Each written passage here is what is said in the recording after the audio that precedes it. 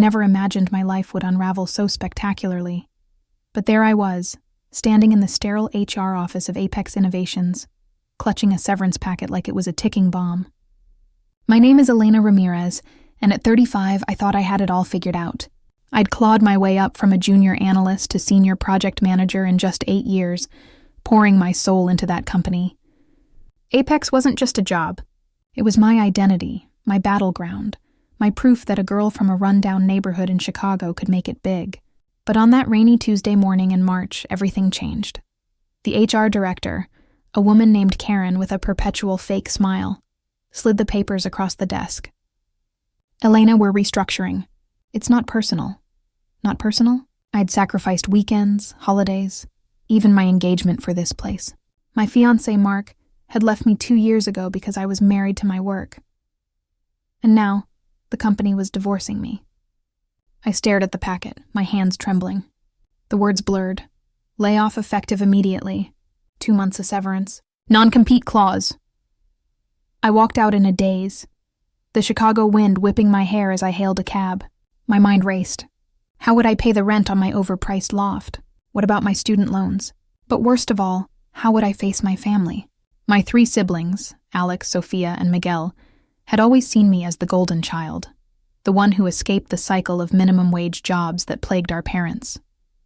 Dad had worked 2 shifts at the factory until his back gave out, and Mom cleaned houses until her knees protested. I was supposed to be their success story. That evening, I gathered the courage to call a family meeting. We met at our childhood home in Pilsen, a cramped 2-bedroom where the walls still echoed with our laughter and arguments. Mom had made tamales, her way of soothing any crisis. Dad sat in his recliner, his eyes weary but kind. Alex, my older brother at 38, lounged on the couch with his beer gut protruding, still working as a mechanic. Sophia, 33, was a part-time receptionist with dreams of stardom that never materialized. Miguel, the baby at 29, bounced between gigs as a bartender. I took a deep breath and spilled it. I got laid off today. Apex is cutting costs. The room fell silent for a beat. Then Alex burst out laughing.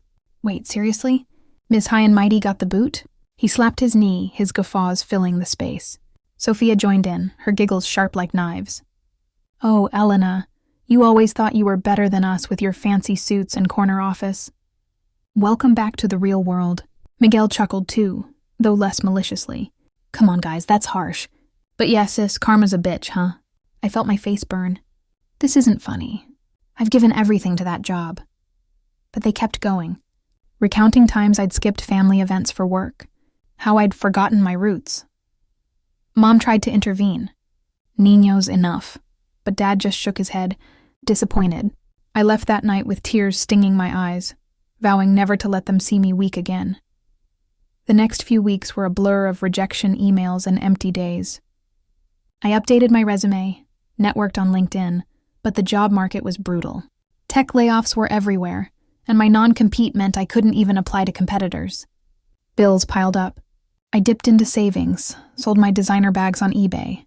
Nights were the worst, lying awake, replaying my siblings' laughter. It fueled a fire in me, a quiet rage. I wasn't done. Not by a long shot. One afternoon, scrolling through job sites, I stumbled on a webinar about entrepreneurship. Turn your passion into profit, it promised. I'd always loved innovating. At Apex, I'd spearheaded a project management tool that boosted efficiency by 30%. Why not build something of my own? But starting a business? With what money? I had about $20,000 left in savings, barely enough for a few months' rent. I signed up anyway. The speaker, a woman named Dr. Lena Voss, was magnetic. Sharp, no nonsense, with stories of rising from ashes. Failure isn't the end, she said. It's the spark. Her words hit home. After the webinar, I emailed her, pouring out my story. To my shock, she replied, "Let's chat. I see potential. Our video call changed everything." Lena was a venture capitalist who'd mentored dozens of startups. "Elena, your experience at Apex is gold. What if you created a better version of what they do?" Apex specialized in AI-driven project management software. I'd seen its flaws firsthand. Clunky interface, poor integration. I could fix that, but doubt crept in. "I don't have funding," Lena smiled. "Start small. Bootstrap. Network." She introduced me to a group of female entrepreneurs, the Phoenix Circle. Weekly Zoom meetings became my lifeline, women sharing tips, failures, wins. One, a coder named Priya, offered to help prototype my idea for equity. I dove in. Days blurred into coding sessions. I brushed up on Python via free online courses, market research, and business plans. I named it Nova Solutions, New Beginnings. My loft became command central, laptop on the coffee table, whiteboards on walls scrawled with ideas, yet family loomed. At Easter dinner, Alex teased, "How's unemployment treating you, Elena? Flipping burgers yet?" Sophia smirked. Or maybe she'll finally date someone instead of her computer. Miguel laughed along. I bit my tongue, smiling thinly.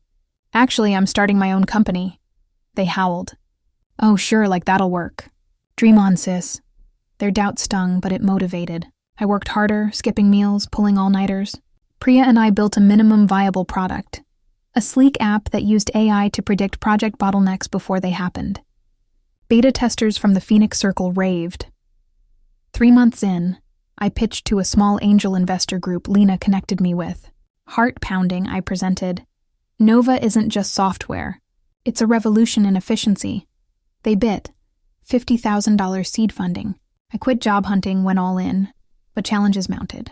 Coding bugs, marketing woes. One night, exhausted, I called Mom. "Mija, I'm proud," she said. "Ignore your siblings. They've always been jealous." Jealous? Of me? It clicked.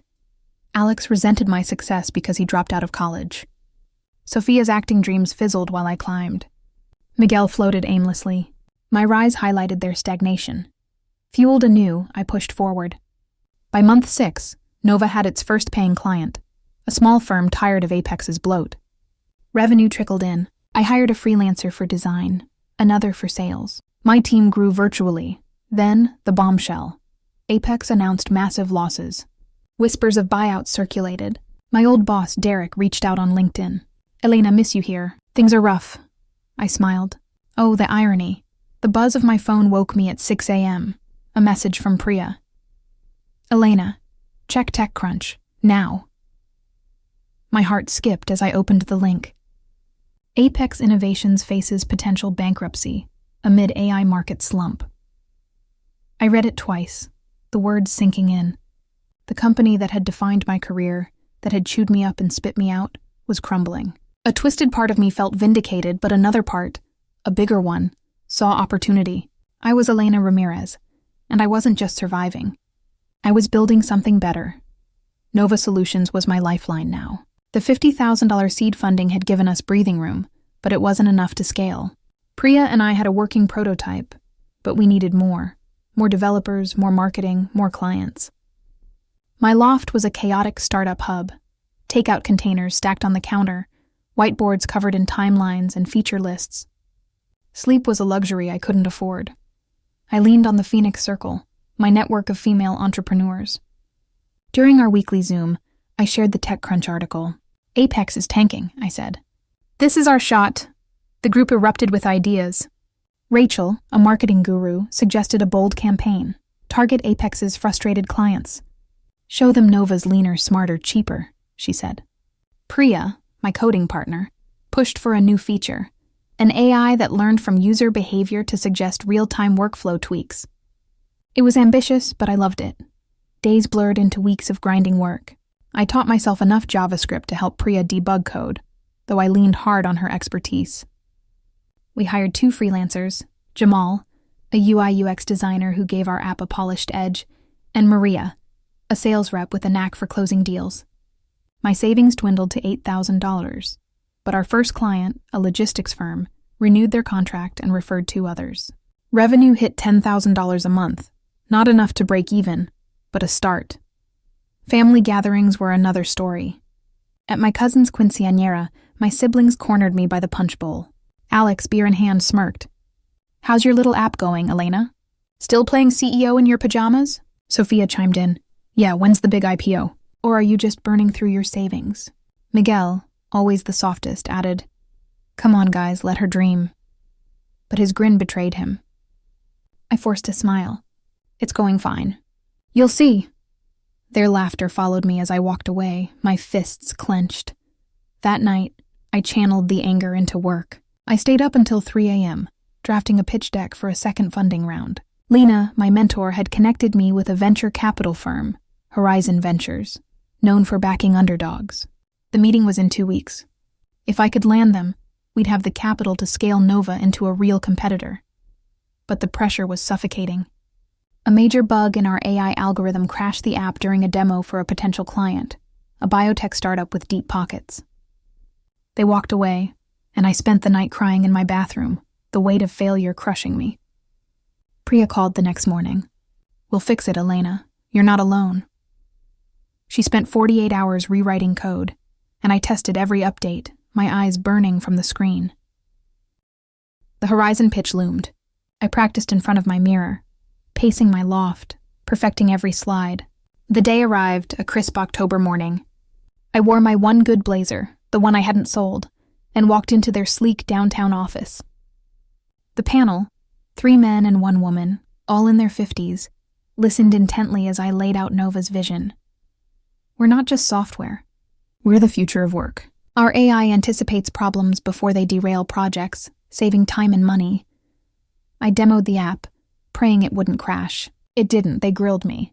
"Why should we bet on a startup with no track record?" one asked. I leaned in. "Because I know this industry inside out. I built Apex's best tools before they cut me loose. Nova's already stealing their clients." Another asked about scalability. I had answers, backed by data from our beta testers. When I walked out, my legs shook, but I felt alive. 2 days later, Horizon called. "We're in. $500,000 for 10% equity." I nearly dropped the phone. It wasn't a fortune, but it was enough to hire a full-time developer, expand marketing, and keep the lights on. I called Mom first. "Mija, I knew you could do it," she said, her voice thick with pride. I didn't tell my siblings. Let them laugh, for now. With the funding, Nova grew fast. We onboarded 5 new clients, including a mid-sized retailer fed up with Apex's outages. Our revenue hit $25,000 a month. I hired a 3rd developer, a brilliant woman named Aisha, who optimized our AI to predict resource allocation with 95% accuracy. We were lean, scrappy, and gaining ground, but Apex wasn't done haunting me. Derek, my old boss, emailed again. "Elena, Apex is looking to acquire smaller firms to stabilize. Interested in a chat?" My first instinct was to delete it. Why would I sell to the company that betrayed me? But then I thought, what if I could turn this to my advantage? I replied, "Let's meet." We met at a coffee shop, neutral ground. Derek looked tired, his tie loose. "Apex is bleeding," he admitted. "Your app's making waves. Clients are jumping ship." I kept my face neutral, but inside, I was screaming with pride. "What's your offer?" I asked. He floated a number, $2 million for Nova, with me staying on as a consultant. It was tempting. Pay off my loans, secure my future. But it meant giving up control, letting Apex swallow my dream. I stalled him. "I'll think about it." That night, I crunched numbers with Priya and Lena over Zoom. "Don't sell," Lena urged. "You're just getting started. Apex is desperate. They'll overpay later." Priya agreed. "We're close to a major update. Let's double down." I trusted them. I emailed Derek. Not interested. The decision felt right, but it didn't ease the pressure. My siblings' mockery echoed in my head during long nights. At Thanksgiving, Alex sneered, "Still chasing your startup fantasy? When's it gonna crash?" Sophia added, "Yeah, Elena, maybe it's time to get a real job." I didn't respond. I just smiled, thinking of Horizon's investment, our growing client list, and the secret I hadn't shared. I was already planning my next move. By December, Nova had 10 clients and $50,000 in monthly revenue. We released the AI update, and it was a game changer. Our app now integrated with major platforms like Slack and Trello, something Apex never managed. Tech blogs started mentioning us, a small feature in Forbes called Nova, the Startup to Watch. I framed it, hung it in my loft. Then came the rumor. Apex was in talks to be acquired by a tech giant, Synergy Corp. If it went through, they'd have the cash to crush us.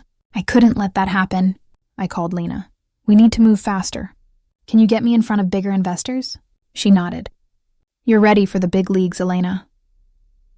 The Chicago winter hit hard, the kind of cold that seeps into your bones and makes you question every life choice. I barely noticed it, though. My world was Nova Solutions, and it was growing faster than I could keep up with. By January, we had 12 clients, $75,000 in monthly revenue, and a team of 5, Priya, Aisha, Jamal, Maria, and me. My loft was no longer enough. We rented a tiny office in the Loop, just big enough for a conference table and a coffee machine that never stopped running. It wasn't glamorous, but it was ours. Lena's connections came through. She got me a meeting with Pinnacle Ventures, a VC firm that backed unicorns like Zoom and Slack in their early days. The stakes were sky high. If we landed this, we could scale Nova into a real player, not just a scrappy startup nipping at Apex's heels. But the rumor about Apex's potential acquisition by Synergy Corp gnawed at me. If they got that cash infusion, they'd rebuild. Maybe even come after us. I had to move first. I prepped for Pinnacle like it was a war. Priya and Aisha worked overtime to polish the app's newest feature, a predictive dashboard that visualized project risks in real time. Jamal redesigned our demo to look sleek, professional. Maria lined up testimonials from our clients, glowing reviews about how Nova saved them time and money.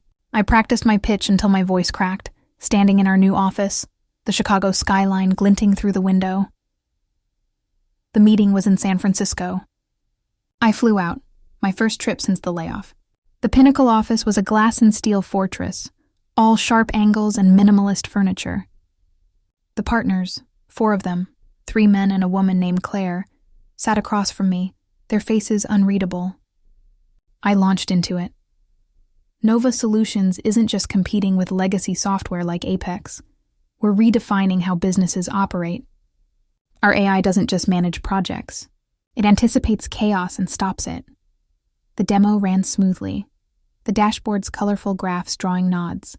Claire asked, "How do you differentiate from Apex long-term?" I was ready. Apex is bloated, stuck in old code and older thinking. Nova's lean, adaptable, and built for the future. They pushed hard on financials. "You're burning cash fast," one partner said. "How long until profitability?" I laid out our projections. Break even in 18 months, with 20 clients by year-end. It was ambitious, but our growth backed it up. After an hour, they thanked me and said they'd be in touch. I flew back to Chicago, my stomach in knots, replaying every word. A week later, Pinnacle emailed, $2 million for 15% equity, plus a board seat. I screamed so loud my neighbor banged on the wall. Priya, Aisha, and I celebrated with cheap wine in the office, toasting to kicking Apex's ass. The money meant we could hire more developers, ramp up marketing, and target bigger clients. But it also meant pressure. Pinnacle expected results. Back home, my siblings were relentless. At Mom's birthday dinner in February, Alex smirked over his plate of arroz con pollo. "So, Elena, how's your little tech empire? Still pretending you're Steve Jobs?" Sophia laughed, tossing her hair. "Yes, sis, when's the Netflix documentary dropping?" Miguel Quieter this time just sipped his beer, but his eyes flicked with amusement. I didn't take the bait. "It's going well," I said coolly. "Just closed a big funding round."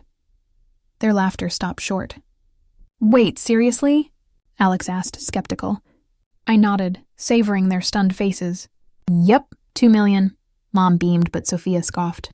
"Sure, until it crashes. Startups always do, their doubt lit a fire." I dove back into work, pushing the team to onboard 3 new clients, a law firm, a healthcare provider, and a tech consultancy.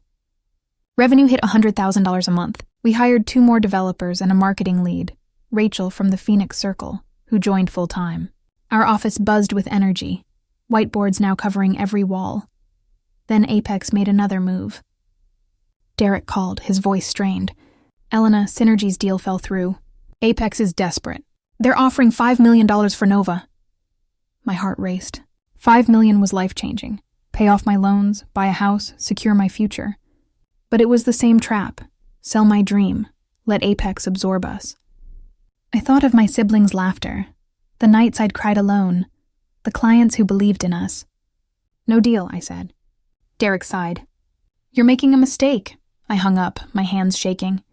Priya, overhearing, nodded. "Good call. We're bigger than that, Lena agreed when I told her. Apex is sinking. Let them. You're building something real. Their faith kept me grounded, but the what-ifs lingered. What if Apex recovered? What if Nova failed? Spring brought new challenges. A competitor, Vertex Systems, launched a similar AI tool, undercutting our pricing. We lost a prospective client to them, a gut punch. I called an emergency team meeting. We need to innovate faster, I said. Aisha suggested a subscription model with tiered features to lock in clients. Rachel proposed a referral program. We rolled both out within weeks, and 2 clients signed long-term contracts. Family drama didn't stop. At a barbecue in April, Alex cornered me. Heard your old company's tanking. Guess your app's next, huh? Sophia chimed in. Yeah, Elena, maybe you should have taken their money, I snapped. You know nothing about my work. Nova's thriving, no thanks to you. The backyard went quiet. Mom pulled me aside later. Mia, they're struggling. Alex's shop is losing business. Sophia's auditioning for nothing. Miguel's barely scraping by. They see you rising and it hurts. I softened but didn't forgive. Their words still cut. By May, Nova was a machine. We had 18 clients, $150,000 in monthly revenue, and a wait list. TechCrunch ran a feature, Nova Solutions, the startup outpacing Apex. I printed it, pinned it next to the Forbes clip. But the biggest shock came at a Phoenix Circle meeting. Lena pulled me aside. Elena, I've got intel. Apex's board is panicking. They're open to a reverse acquisition. I blinked. You mean, by Apex? She nodded. Their assets, their clients, their tech, it's all up for grabs. You'd need serious capital, but with Pinnacle's backing, it's possible. My mind reeled. Buy Apex, the company that fired me? It was insane. But the idea took root. I could take their best parts, clients, talent, patents, and integrate them into Nova. It wasn't just revenge. It was strategy. Apex's clients were still huge. Their brand still carried weight. If I could pull this off, Nova would leap from startup to industry leader. I spent nights running numbers, consulting Lena and Pinnacle. The price tag was steep, $10 million minimum. Pinnacle agreed to back me, but only if I raised half elsewhere. I pitched to every investor I knew, leveraging our growth and Apex's collapse. By June, I secured $6 million from a mix of angels and smaller VCs. Pinnacle covered the rest. The deal wasn't done, but it was close. As summer loomed, I stood in our office, staring at the skyline. Nova was my heart, my fight. My siblings' laughter was a distant echo now, drowned out by the hum of our growing empire. Apex was in my sights, and I wasn't just playing to win. I was playing to rewrite the game. The summer heat in Chicago was relentless, but I barely felt it. My days were consumed by the audacious plan to acquire Apex Innovations. The idea of buying the company that had discarded me like yesterday's news was intoxicating, a mix of revenge and ambition that kept me awake at night. I was Elena Ramirez, and Nova Solutions was no longer just a startup. It was a force. But pulling this off would test every ounce of my resolve. The acquisition talks were a maze of legal jargon, financial models, and late-night strategy sessions. Pinnacle Ventures, our lead investor, assigned me a sharp M&A advisor named Tom, a grizzled veteran who'd brokered deals for tech giants. Apex is a wounded animal, he said over coffee in our cramped office. Their patents are valuable, their client list is gold, but their debt's a mess. You need to play hardball. I nodded, absorbing every word. Nova had 20 clients now, $200,000 in monthly revenue, and a team of 8. But buying Apex would catapult us into a different league. I met with Apex's CEO, Richard Lang, in their downtown headquarters. The office, once a symbol of tech world swagger, felt hollow. Empty desks, flickering lights. Richard, a silver-haired man in his 60s, looked defeated. Elena, your app's eating our lunch, he admitted. We can't compete. I kept my poker face. I'm not here to save you, Richard. I'm here to buy you. He flinched but outlined their terms. $12 million for Apex's assets, including their client contracts, IP, and remaining talent. It was steep, but I saw the potential. Apex still had 50 clients, some Fortune 500, and their AI patents could supercharge Nova's tech. Back at Nova, I rallied the team. Priya, Aisha, and our new hires pored over Apex's code, identifying what we could integrate, Jamal redesigned our branding to prepare for a post-acquisition launch. Rachel crafted a PR campaign to spin the deal as a triumph for innovation. But the funding gap worried me. Pinnacle's $6 million and my $6 million from other investors covered the price, but we'd need more for integration costs. I pitched to the Phoenix Circle, and 2 members, both women who'd built 7-figure businesses, chipped in $1 million each. It was enough. Family tensions simmered. At a 4th of July barbecue at Mom and Dad's, my siblings were in rare form. Alex, grilling burgers, sneered, "Heard you're trying to buy Apex. What, you think you're Elon Musk now?" Sophia laughed, sipping her margarita. "Yeah, Elena, you're gonna crash and burn. Stick to something you know." Miguel, flipping through his phone, muttered, "Big risk, sis." I didn't engage. "You'll see," I said, my voice steady. Mom squeezed my hand later. "They're scared for you, mija, but I'm not. Keep going." Her faith was my anchor. The negotiations dragged. Apex's board pushed back, demanding I retain their C-suite post-acquisition. I refused. "I'm not keeping dead weight," I told Tom. He grinned. "That's my girl." We countered with $10 million all cash, no strings. They balked but caved when I leaked to TechCrunch that Nova was in talks to absorb a major player.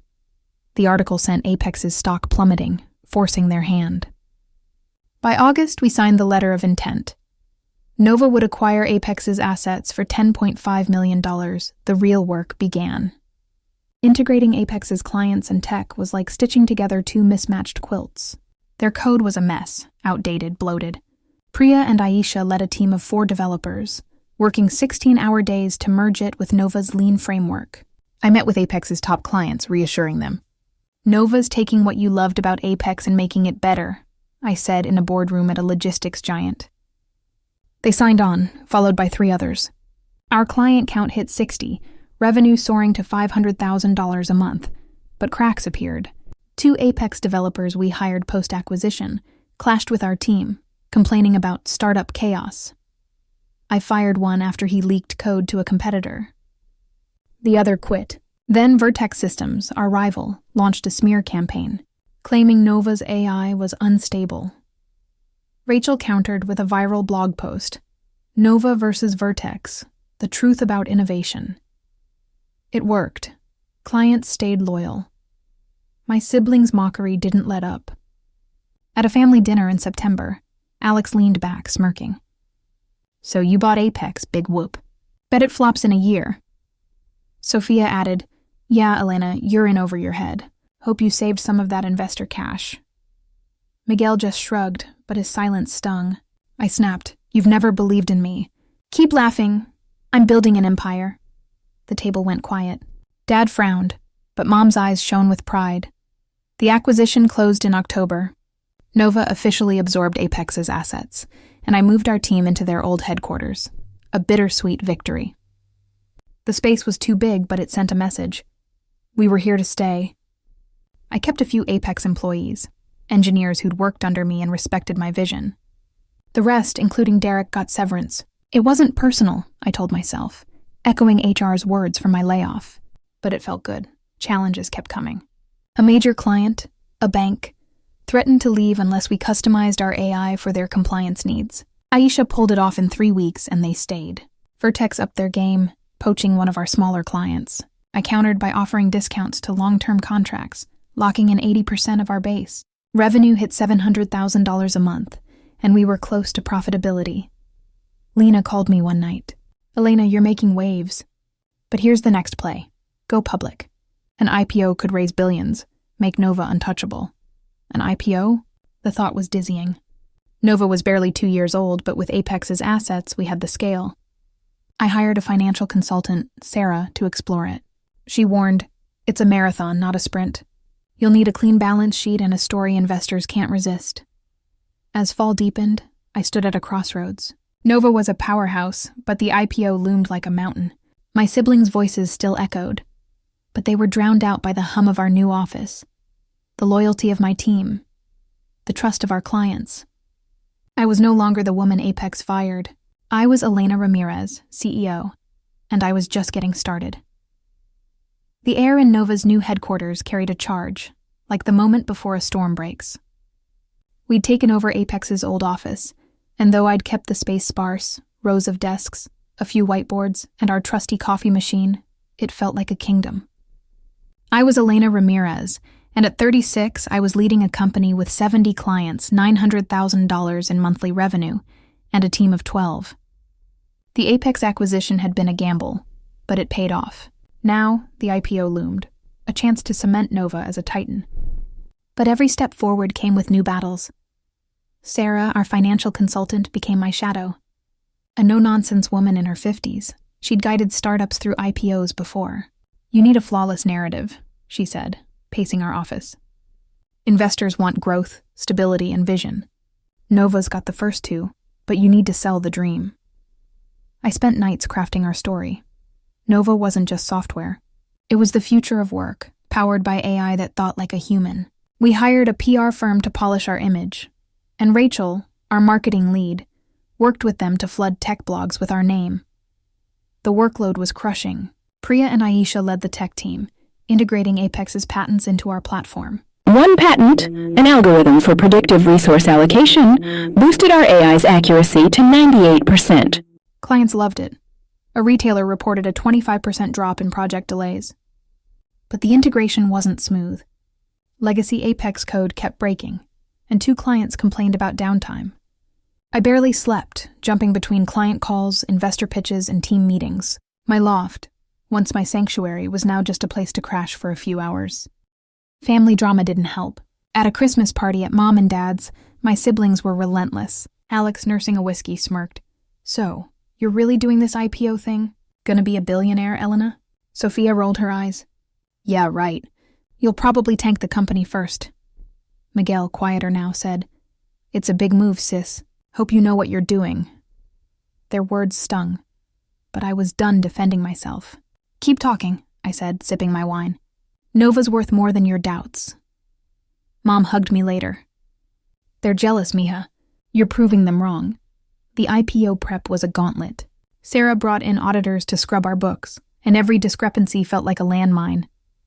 A $50,000 accounting error from the Apex acquisition kept me up for days until we fixed it. Then Vertex Systems struck again, releasing a white paper claiming their AI outperformed ours. Rachel countered with a head-to-head comparison, proving Nova's superior uptime. We won back a client they'd poached, but it was a reminder. The competition wasn't sleeping. By January, we hired a CFO, a sharp woman named Lisa with a track record at public tech firms. She streamlined our finances, projecting profitability in 6 months. Our client count hit 80, with a major win. A Fortune 500 manufacturer signed a $2 million annual contract. Revenue broke $1 million a month. TechCrunch called us the Phoenix of project management software. I framed that one too, but the pressure was unrelenting. A major bank client demanded custom encryption for their data, a feature we didn't have. Aisha and Priya pulled it off in a month, but it cost us $100,000 in overtime and new servers. Then Pinnacle Ventures pushed for a faster IPO timeline, 9 months instead of 12. "The market's hot," Claire, their board rep, said. "Strike now." I agreed, but it meant doubling our pace. My siblings' mockery hit a new low at a family dinner in February.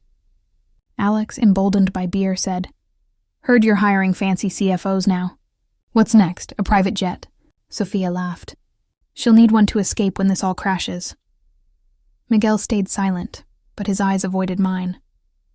I exploded. "You've never supported me. I'm building something bigger than you can imagine, and all you do is tear me down." The room froze. Dad shook his head, but Mom whispered, "You're enough. Elena." I left early, their laughter echoing in my head. Back at work, we hit a milestone. Nova's app was now used by 10,000 employees across our clients. We rolled out a mobile version, which spiked user engagement by 40%. But the IPO process was a beast. We filed our S-1 with the SEC, a 200-page document detailing every aspect of Nova's finances and risks. Sarah warned, "This is where things get real. Investors will tear it apart." I spent weeks answering SEC queries, justifying our valuation.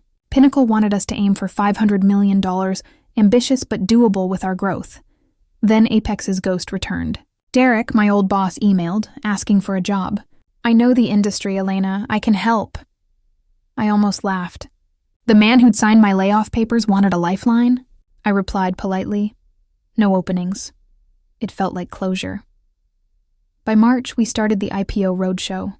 I flew to New York, London, and Singapore, pitching to institutional investors. In a Manhattan skyscraper, a hedge fund manager grilled me. Why bet on Nova when Vertex is cheaper? I leaned in. Vertex copies. Nova creates. Our AI's patented. Our clients are locked in, and we're profitable by Q3. He nodded, impressed. We secured $200 million in commitments, but I needed $300 million for a strong debut. Personal sacrifices piled up. I hadn't dated since Mark left me years ago, and friends stopped calling. I was always busy. Even Mom noticed. Miha, you're fading. Take care of yourself. I brushed it off, but she was right. My reflection showed dark circles, thinning cheeks. Nova was my life, but it was consuming me. In April, disaster struck. A data breach hit one of our smaller clients, exposing project logs. It wasn't our fault. Their server was compromised. But the headlines didn't care. Nova Solutions faces security questions pre-IPO. Our stock valuation wobbled. I flew to the client's headquarters, promising enhanced security. Aisha implemented end-to-end encryption in days, and we offered free upgrades to all clients. The damage was contained, but my nerves were shot. As spring bloomed, Nova stood tall. We had 90 clients, $1.2 million in monthly revenue, and a team of 15. The IPO was set for June. My siblings' voices were a faint hum now, drowned by the roar of our success. But I wasn't done. I wanted Nova on the NASDAQ, a beacon for every woman who'd been underestimated.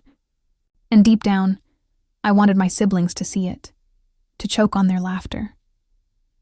The NASDAQ bell echoed in my mind like a victory cry. But as I stood on the trading floor in New York, surrounded by flashing screens and suited executives, the reality hit me. This was just the beginning. It was June, and Nova Solutions was going public. I was Elena Ramirez, CEO of a company now valued at $600 million, with shares about to trade under the ticker Nova.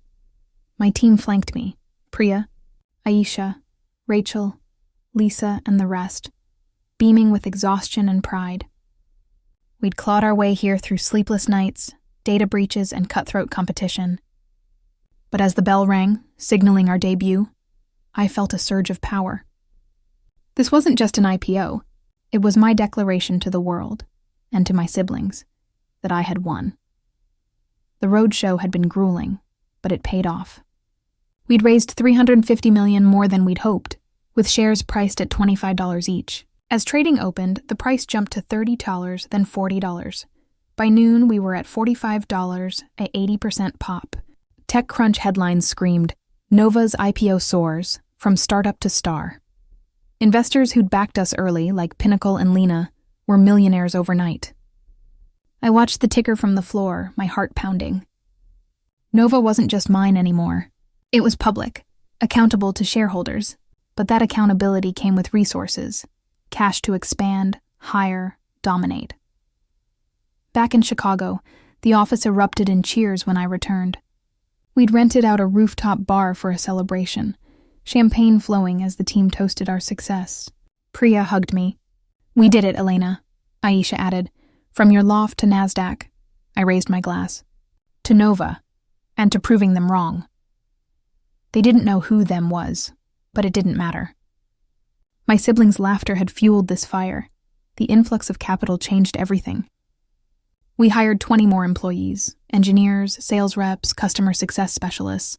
Our client count hit 100, with revenue at $1.5 million a month.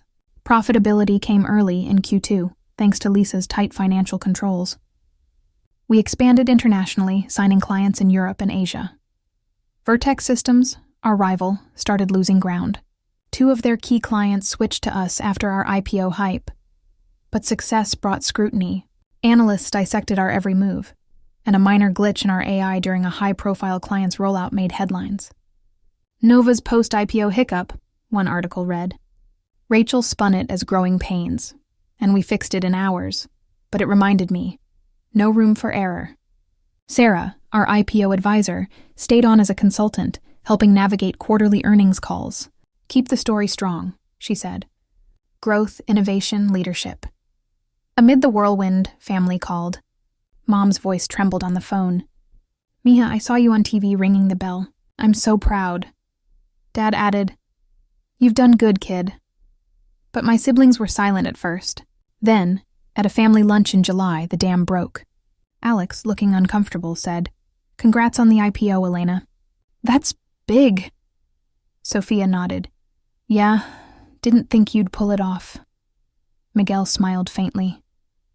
Proud of you, sis. Their words were laced with awkwardness, not malice. For once, no laughter, but Mom pulled me aside. They're struggling, Elena. Alex's shop closed last month. Sophia's out of work. Miguel's bar gig ended. Maybe you could help? Help? The idea twisted in my gut. Hire them at Nova? After all their mockery? But Mom's eyes pleaded. Family, mija. I sighed. I'll think about it. That night I waited. Nova was booming. We needed entry-level roles filled. Maybe giving them jobs would show mercy, prove I'd risen above. Or maybe it was a chance to settle scores. I decided yes, but on my terms. I offered Alex a position in operations, managing logistics for our hardware needs. Sophia got a spot in customer service, handling client inquiries. Miguel joined sales support, cold calling leads. They started in August, with probationary periods. At orientation, I addressed them with the team. Welcome aboard. Nova's about excellence. Deliver that, and you'll thrive. Alex muttered thanks. Sophia looked nervous, Miguel eager. For the first time, they saw me as boss, not sister. But integration was rocky. Alex clashed with his manager, complaining about startup bullshit processes. Sophia's attitude grated on clients. One complained about her rudeness. Miguel was better, closing a few deals, but he slacked on follow-ups. I watched from afar, giving them rope. Weekly check-ins with their supervisors revealed patterns. Alex cut corners, Sophia gossiped, Miguel partied too hard and showed up late. The business didn't slow. In September, we acquired a small AI firm in Silicon Valley, adding their natural language processing tech to Nova's suite. It boosted our app's ability to interpret vague project briefs, a game changer. Clients raved, and our stock hit $60. Analysts upgraded us to buy. But internally, my siblings were a distraction. A team meeting erupted when Alex argued with Priya over a supply order. This is how we did it at my shop, he barked. Priya shot back, This isn't your shop. I intervened, pulling him aside. Adapt or leave, Alex. Family dinners turn tense. At one in October, Sophia whined, Your company's too demanding, Elena. Those clients are assholes. Miguel added, Yeah, the hours suck. Alex grunted agreement. I bit my tongue. Nova's succeeding because we work hard. If it's too much, find something else. Mom frowned, but Dad nodded. She's right. By November, issues escalated. Alex botched a major shipment, delaying a client rollout and costing us $50,000 in penalties. Sophia's error in a support ticket led to a client threatening to leave.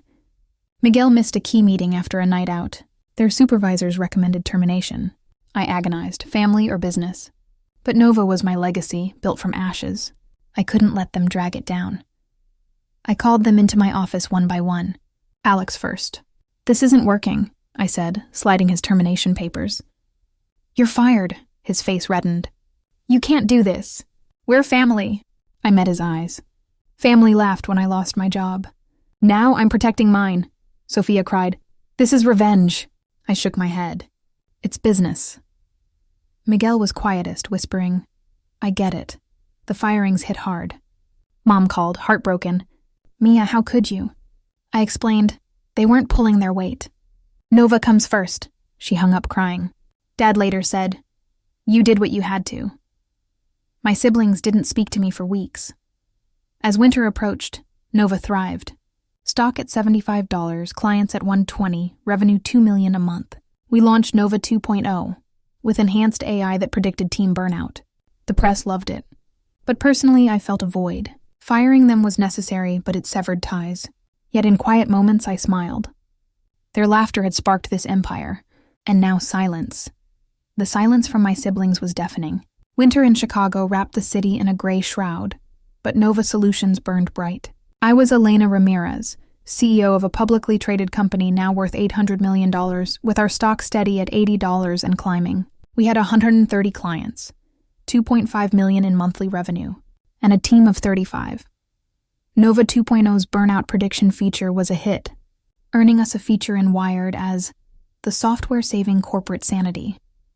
But as I stood in our headquarters, staring at the skyline, a hollow ache lingered. Firing Alex, Sophia, and Miguel had been necessary, but it left scars. On them, on Mom, on me. Work didn't pause for personal drama. The board, led by Pinnacle's Claire, pushed for global expansion. "You've conquered the US," she said in a meeting. "Now take Europe and Asia by storm." Lisa, our CFO, projected we'd need $50 million to open offices in London and Singapore, hire local teams, and adapt our AI for new markets. We could fund it from our IPO cash, but it meant stretching thin. I greenlit it, trusting our momentum. Priya and Aisha spearheaded a new feature, AI-driven language translation for multinational teams. It was a gamble, complex, costly, but a German automotive giant signed on as a beta tester, praising its accuracy. By January, we rolled it out to all clients, boosting retention. Revenue hit $3 million a month. We opened a London office, hiring a regional director, a sharp Brit named Emma, who'd run ops for a competitor. Singapore followed, led by a local tech veteran, Wei, but the market wasn't kind. A tech sell-off in February tanked our stock to $65, spooking investors. Analysts questioned if we'd overextended post-IPO. Sarah, our consultant, coached me through earnings calls. "Stay calm, sell the vision," she said. I did, emphasizing our 98% client retention and international growth. The stock rebounded to $70, but the volatility kept me up at night, pacing my loft. Family remained a wound. Mom called weekly, her voice heavy. "Mia, they're hurting. Alex is drinking too much. Sophia's depressed. Miguel's couch surfing." Guilt gnawed at me. I'd offered them jobs, given them a chance, but they'd failed. Still, Mom's words echoed, "Family's family." I sent them each $10,000 anonymously, through a lawyer to ease their struggles. No note, no strings. It wasn't forgiveness, but it was something. At work, Vertex Systems struck again. They launched a cheaper version of our translation feature, undercutting us by 20%. 2 smaller clients jumped ship. Rachel's team countered with a loyalty program, free upgrades for annual contracts. It worked. We regained 1 client and locked in 10 more. But Vertex's aggression lit a fire. I called a team meeting. "They're copying us because we're better. Let's bury them." Aisha suggested a predictive analytics module for financial forecasting, a niche Vertex couldn't touch. We diverted resources to build it. By March, the family rift deepened. At Dad's birthday, my siblings showed up but barely spoke to me. Alex muttered, "Thanks for the money, I guess," his tone bitter. Sophia glared. "Doesn't fix anything." Miguel just nodded, distant. Mom tried to bridge the gap, serving tamales and urging, "Talk, please." I tried. "I gave you a shot at Nova. You didn't deliver." Alex snapped, "You set us up to fail, Elena." I shook my head. "You had the same rules as everyone else." The night ended in icy silence. Business pressed on. The financial forecasting module launched in April, a hit with our banking clients. Revenue climbed to $3.5 million. We hired 10 more staff, including a data scientist to refine our AI. Emma reported that our London office secured a major retailer and Wei closed a deal with a Singaporean logistics firm. Our stock hit $85, and Forbes named me to their 40 under 40 list. I framed it, hanging it beside the others, but the personal toll grew. I hadn't taken a day off in months. My health slipped. Migraines, skipped meals, endless coffee. Priya noticed, pulling me aside. "Elena, you're killing yourself. Delegate." I brushed it off, but a scare came in May. I fainted during a client pitch, exhaustion finally winning. The doctor ordered rest, but I couldn't stop. Nova was my proof, my fight. Then a shock. Lena, my mentor, called with news. Vertex was in talks to merge with a Chinese tech giant, giving them billions to crush us. "You need a countermove," she said. I thought of Apex's collapse, how I'd turned their failure into my triumph. Could I do it again? I tasked Lisa with exploring acquisitions, small AI firms with complementary tech. We found one, NeuralNet, with a cutting-edge sentiment analysis tool. Their price, $20 million. I convinced the board, using our stock's strength to fund it. The NeuralNet deal closed in June. Their tech let our AI detect team morale from email and chat patterns, a feature no one else had. Clients loved it. A healthcare provider signed a $5 million contract. Our stock soared to $100. But Vertex's merger went through, and they launched an aggressive ad campaign, painting Nova as overpriced. Rachel's team hit back with case studies showing our ROI. We held our ground. But it was war. Family remained fractured. At a summer barbecue, Alex approached me, sober for once. "I'm sorry, Elena, I was a jerk. But losing my job at Nova, it broke me." Sophia admitted, "I was jealous. You made it, and I didn't." Miguel added, "I should have worked harder." Their apologies were raw, unexpected. I softened. "I didn't want to fire you, but Nova's my responsibility." We didn't hug, but the air felt lighter. As summer faded, Nova stood stronger than ever. We had 150 clients, $4 million in monthly revenue, offices in 3 continents. Vertex was a threat, but we were faster, smarter. My siblings' laughter was gone, replaced by grudging respect. But I wasn't done. I wanted Nova to redefine the industry, to be a legacy no one could mock. And in my heart, I wanted to heal what I'd broken. Not just for them, but for me. The Chicago skyline glittered through the floor-to-ceiling windows of Nova's headquarters, a reminder of how far I'd come. It was September, and I, Elena Ramirez, stood at the helm of a company now valued at $1.2 billion. Nova Solutions had 180 clients, $5 million in monthly revenue, and a team of 50 across offices in Chicago, London, and Singapore. Our stock, trading at $120, was the darling of Wall Street. The NeuralNet acquisition had cemented our lead, with our AI's sentiment analysis and financial forecasting features outpacing Vertex systems. But victory wasn't sweet without closure, and the rift with my siblings still gnawed at me. This was the final chapter, not just of Nova's rise, but of my journey to rewrite my story. The industry was a battlefield. Vertex, flush with cash from their Chinese merger, launched a new platform mimicking our features, priced 30% lower. They poached 3 of our mid-tier clients, a sting that hit our growth projections. In a board meeting, Claire from Pinnacle pressed, "We need to crush them, Elena. No mercy." I agreed. We diverted $10 million to accelerate R&D, tasking Priya and Aisha with building a generative AI module that could auto-draft project plans from minimal input. It was our boldest move yet, and beta tests with a logistics client showed a 40% reduction in planning time.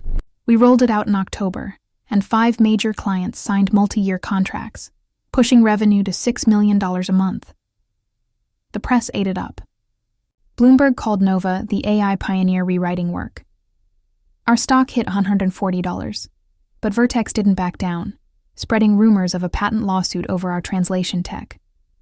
Lisa, our CFO, hired top IP lawyers who confirmed our patents were ironclad. Rachel's PR team leaked a story to TechCrunch. Vertex's desperate tactics against Nova's dominance. The narrative stuck, and 2 of Vertex's clients jumped to us. It wasn't just business. It was personal. They'd underestimated me, just like Apex had.